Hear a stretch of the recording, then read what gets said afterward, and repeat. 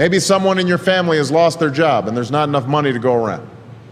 Maybe you live in a neighborhood where you don't feel safe or have friends who are pressuring you to do things you know aren't right. There is no excuse for not trying. Where you are right now doesn't have to determine where you'll end up. No one's written your destiny for you, because here in America, you write your own destiny. You make your own future. Young people like Jasmine Perez from Roma, Texas. Jasmine didn't speak English when she first started school.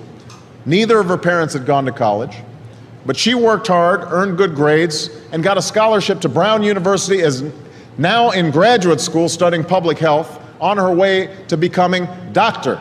Jasmine Perez. I'm thinking about Andoni Schultz from Los Altos, California, who's fought brain cancer since he was 3. He's had to endure all sorts of treatments and surgeries, one of which affected his memory, so it took him much longer, hundreds of extra hours, to do his schoolwork. But he never fell behind. He's headed to college this fall. And then there's Chantel Steve from my hometown of Chicago, Illinois. Even when bouncing from foster home to foster home in the toughest neighborhoods in the city, she managed to get a job at a local health care center, start a program to keep young people out of gangs, and she's on track to graduate high school with honors and go on to college. And Jasmine, Andoni, and Chantel aren't any different from any of you. They face challenges in their lives just like you do. In some cases, they've got it a lot worse off than many of you. But they refused to give up.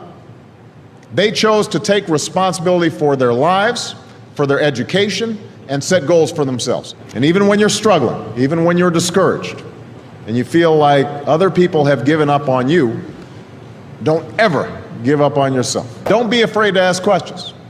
Don't be afraid to ask for help when you need it. I do that every day. Asking for help isn't a sign of weakness, it's a sign of strength, because it shows you have the courage to admit when you don't know something, and that then allows you to learn something new. With respect to failure, it's terrible, but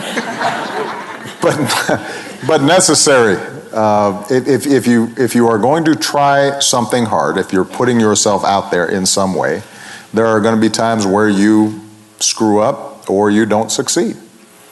Or there are times where you do everything right and you still don't succeed. But that's not just true of politics or running a non-for-profit. That's true.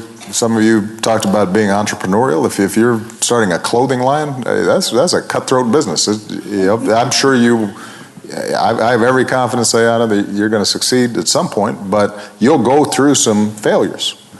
And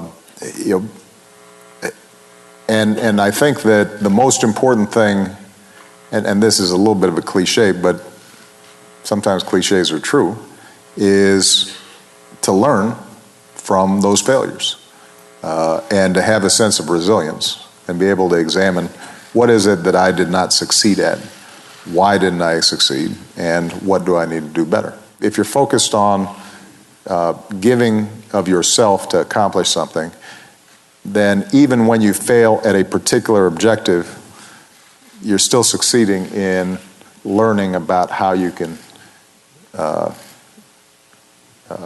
accomplish those goals. The sole time in my political career where I think I ran more just because it was the next thing, rather than running because I had a good theory of what it is that I wanted to do. And this is a mistake I think a lot of folks who get into politics make. And so when I see White House interns or I talk to young people, I always tell them, worry less about what you want to be and worry more about what you want to do. Because when you're